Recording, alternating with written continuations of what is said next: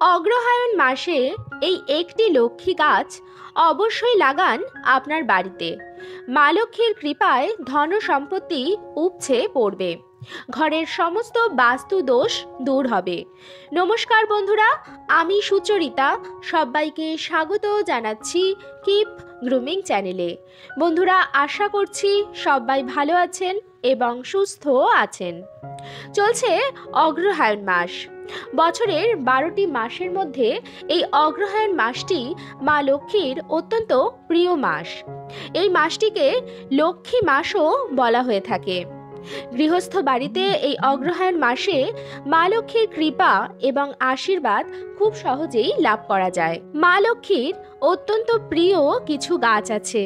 সেই গাছগুলির মধ্যে একটি গাছও যদি এই বিশেষ মাসটিতে নিজের বাড়িতেই লাগাতে পারেন বন্ধুরা, তাহলে মা লক্ষ্মীর কৃপায় আপনার পরিবারের সুখ, শান্তি এবং সমৃদ্ধি উপচে পড়বে। আজকের ভিডিওটিতে আমি আপনাদের সঙ্গে শেয়ার করব মা লক্ষ্মীর অত্যন্ত প্রিয় কিছু গাছ। সেই গাছগুলি যদি গৃহস্থ বাড়িতে লাগানো হয় তাহলে ঘরের বাস্তু দোষও প্রতিকার হয়, আর তার সাথে সাথে মা লক্ষ্মীও ঘরে চিরস্থায়ী হয়। আমি এখানে কিছু গাছের উল্লেখ করে দেব। চেষ্টা করবেন অন্ততপক্ষে একটি গাছও আপনার বাড়িতে লাগাতে। বন্ধুরা, অগ্রহায়ণ মাসটির আবিধানিক অর্থ হল বছরের যে সময় শ্রেষ্ঠ বৃহি অর্থাৎ ধান উৎপন্ন হতো।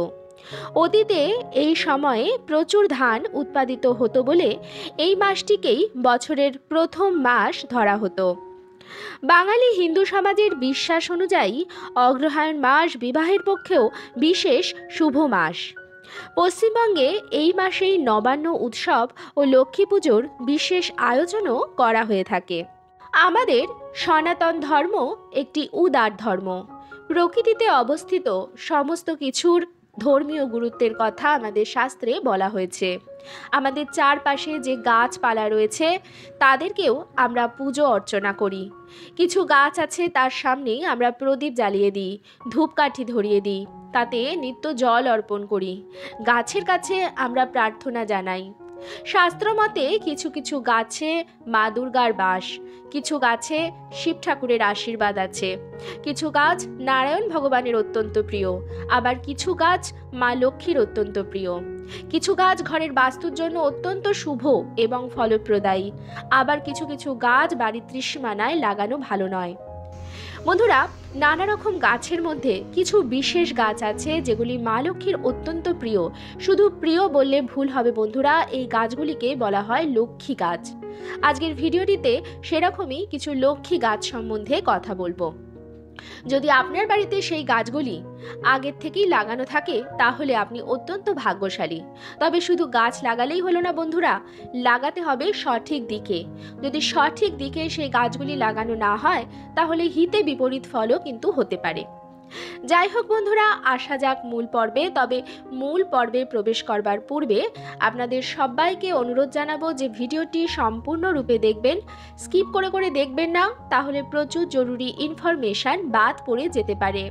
ভিডিওটি দেখার পর যদি ভালো লাগে তাহলে অবশ্যই কিন্তু একটি লাইক করবেন, কমেন্টসে লিখবেন জয় মা লক্ষ্মীর জয়, এবং বন্ধুরা ভিডিওটি শেয়ার করবেন আপনাদের নিকট আত্মীয় স্বজন এবং বন্ধু বান্ধবদের সাথে, যাতে সবাই এই ভিডিওটির থেকে উপকৃত হন। আমি আমার চ্যানেলে সাধারণত পুজো পাঠ, তত্ত্বকথা, বাস্তু টিপস এবং নানা প্রকার উপায় বিধির ওপর ভিডিও বানিয়ে থাকি। চ্যানেলটি আপনার কাছে নতুন হলে সাবস্ক্রাইব করে রাখার অনুরোধ জানালাম। প্রথম যে গাছটি অগ্রহায়ণ মাসে অবশ্যই বাড়িতে লাগাবেন বন্ধুরা, সেটি হচ্ছে ধান গাছ। শুনতে অবাক লাগলেও কথাটি কিন্তু একেবারেই খাঁটি। বাড়িতে ধান গাছ রাখলে সেই বাড়ির থেকে মা লক্ষ্মীর কৃপা কখনো সরে যায় না। এখন প্রশ্ন হচ্ছে, ধান গাছ তো জমিতে হয়, তাহলে বাড়িতে কিভাবে হবে? বাড়ির ছোট কিছুটা অংশে বা একটু বড় মাপের টবে সামান্য ধান গাছ বসানো যেতে পারে। তবে মনে রাখতে হবে বন্ধুরা, যে জায়গায় আবর্জনা ফেলা হয় এরকম কোনো জায়গায় আপনারা ধান গাছ লাগাবেন না।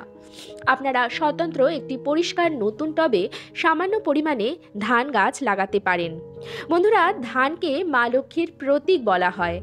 আর কোনো শস্য নয়, ধান ধানের সাথে মা লক্ষ্মীর তুলনা করা হয়। বলা হয় যে মা লক্ষ্মীর বাস হচ্ছে ধানের জায়গায়। বন্ধুরা, মা লক্ষ্মীর হাতে থাকে ধানের সরা। মা লক্ষ্মীর মঙ্গল ঘট স্থাপন করতে লাগে ধান। বুঝতেই পারছেন বন্ধুরা, ধান মা লক্ষ্মীর সঙ্গে অঙ্গাঙ্গিভাবে যুক্ত। তাই ধান গাছ বাড়িতে লাগানোর চেষ্টা অবশ্যই করতে পারেন। আপনি যদি ফ্ল্যাটে থাকেন তাহলেও কোনো অসুবিধা নেই বন্ধুরা। বাড়ির পূর্ব দিকে একটি পরিষ্কার নতুন টবে সামান্য পরিমাণ ধান গাছ লাগাতেই পারেন, কিন্তু সেটি পরিচর্যা করবেন, প্রতিদিন তাতে জল দেবেন এবং প্রতিদিন তার কাছে নিজের মনোবাসনা জানাবেন। দ্বিতীয় যে গাছটি বাড়িতে লাগানো অত্যন্ত শুভ সেটি হচ্ছে নারকেল গাছ। নারকেল গাছ বাড়িতে রাখা খুব শুভ লক্ষণ বলে মনে করা হয়। ডাব বা নারকেল আমাদের প্রায় সব পুজোতেই ব্যবহার করা হয়। নারকেল এমন একটি ফল যার প্রত্যেক কটি অংশ আমাদের পুজোর কাজে ব্যবহার করা হয়। ডাবের জল পুজোর কাজে ব্যবহার করা হয়, নারকেল পুজোর কাজে ব্যবহার করা হয়, এমনকি নারকেলের যে খোসাটি সেটিও আমরা ধুনো জ্বালানোর সময় ব্যবহার করি, যেটিকে আমরা ছোবড়া বলে থাকি। এই ডাব বা নারকেল গাছ বাড়িতে থাকলে মা লক্ষ্মীর কৃপায় ঘরে ধন সম্পদ ভরে থাকে। শুধু তাই নয়, ভগবান শ্রী নারায়ণের পুজো নারকেল ছাড়া অসম্পূর্ণ ধরা হয়। সিন্নি হচ্ছে নারায়ণ ভগবানের সর্বশ্রেষ্ঠ প্রসাদ, সেই প্রসাদ নারকেল ছাড়া সম্ভব নয়। তাই নারকেল গাছকে শ্রীফলও বলা হয়। এই ফল বাড়িতে, যে বাড়ির উঠোনে এই ফল পড়ে সেই বাড়ির উঠোন কিন্তু ধন্য হয়ে যায়। তাই বন্ধুরা, বাড়িতে যদি নারকেল গাছ না থাকে অবশ্যই আজই লাগান একটি নারকেল গাছ। তৃতীয় যে গাছটিকে লক্ষ্মী গাছ বলা হয় সেটি হচ্ছে পদ্ম গাছ। বাড়িতে ছোট জলাশয় তৈরি করে পদ্ম গাছ লাগানো অত্যন্ত শুভ বলে মনে করা হয়। এটি মা লক্ষ্মীর অত্যন্ত প্রিয় গাছ। মা লক্ষ্মী পদ্ম ফুলের ওপর আসীন থাকেন। মা লক্ষ্মীর একটি রূপ আছে যেটিকে বলা হয় ধনলক্ষ্মী। সেই ধনলক্ষ্মীর দুই হাতে দুটি পদ্ম ফুল থাকে। বন্ধুরা, এই পদ্ম ফুল ছাড়া মা লক্ষ্মীর পুজো অসম্পূর্ণ ধরা হয়। শুধু মা লক্ষ্মীর কেন, প্রচুর দেবী এবং দেবতাদের অত্যন্ত প্রিয় ফুল এবং পছন্দের ফুল হচ্ছে পদ্ম ফুল। বন্ধুরা, ছোট বা বড় একটি জলাশয় বানিয়ে যদি আপনারা বাড়িতে পদ্ম ফুল লাগাতে পারেন এবং সেই গাছে যদি পদ্ম ফুল হয় তাহলে মনে করবেন যে আপনার বাড়ির সমস্ত বাস্তু দোষ কেটে গেছে। আমি অনেকেই দেখেছি যে ছাদে বড় গামলার মধ্যে করে জলাশয় মতো বানিয়ে তারা পদ্ম ফুল বাড়িতে ফোটানোর চেষ্টা করেন। এটি কিন্তু অত্যন্ত ভালো। যদি পদ্ম গাছ লাগানো বাড়িতে সম্ভব না হয় তাহলে পদ্ম ফুলও বাড়িতে আনতে পারেন, এটিও কিন্তু মা লক্ষ্মীর প্রতীক। চতুর্থ যে গাছটি এই অঘ্রাণ মাসে অবশ্যই বাড়িতে নিয়ে আসবেন এবং লাগাবেন সেটি হচ্ছে কৃষ্ণা তুলসীর গাছ। বন্ধুরা, কৃষ্ণা তুলসীর গাছটি ঘরের বাস্তুর জন্য অত্যন্ত শুভ।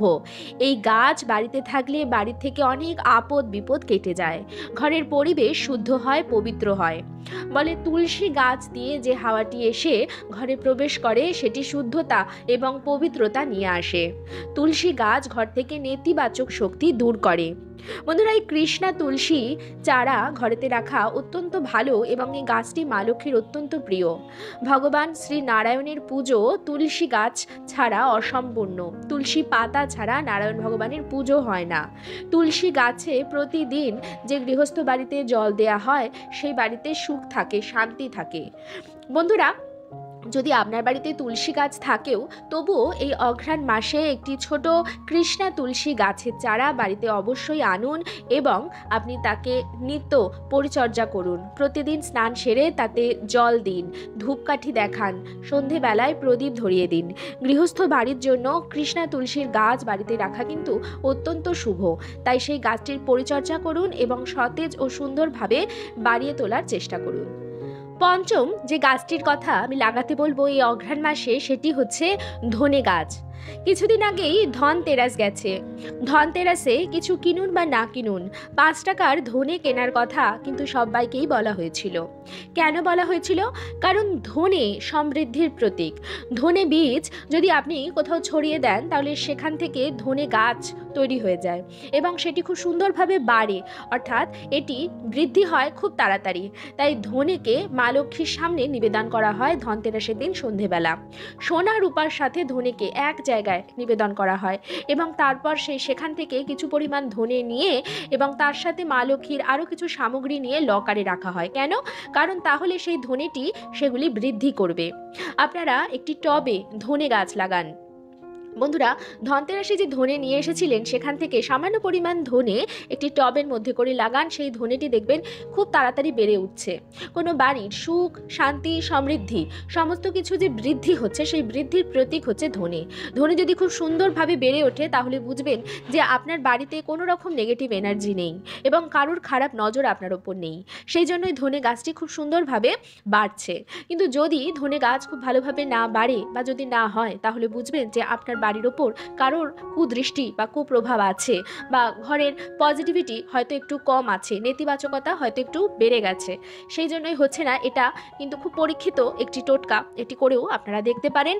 আর বন্ধুরা, এই যে কটি গাছ আমি বলে দিলাম তার মধ্যে থেকে সবকটি না হলেও অন্ততপক্ষে একটি গাছ এই পবিত্র অঘ্রাণ মাসে বাড়িতে অবশ্যই নিয়ে আসুন এবং লাগান। আজকের পর্বটি এখানেই শেষ করছি। আশা করছি আজকের ভিডিওটি আপনাদের ভালো লাগলো এবং একটু হলেও উপকারে লাগলো। ভিডিওটি ভালো লাগলে অবশ্যই কিন্তু লাইক, কমেন্টস এবং শেয়ার করুন বন্ধুরা। আর যদি চ্যানেলে নতুন হন তাহলে অবশ্যই চ্যানেলটিকে সাবস্ক্রাইব করে আমার সাথে থাকবেন। দেখা হবে কিপ গ্রুমিংয়ের নতুন আরও একটি পর্ব নিয়ে। সবাই খুব ভালো থাকবেন, সুস্থ থাকবেন।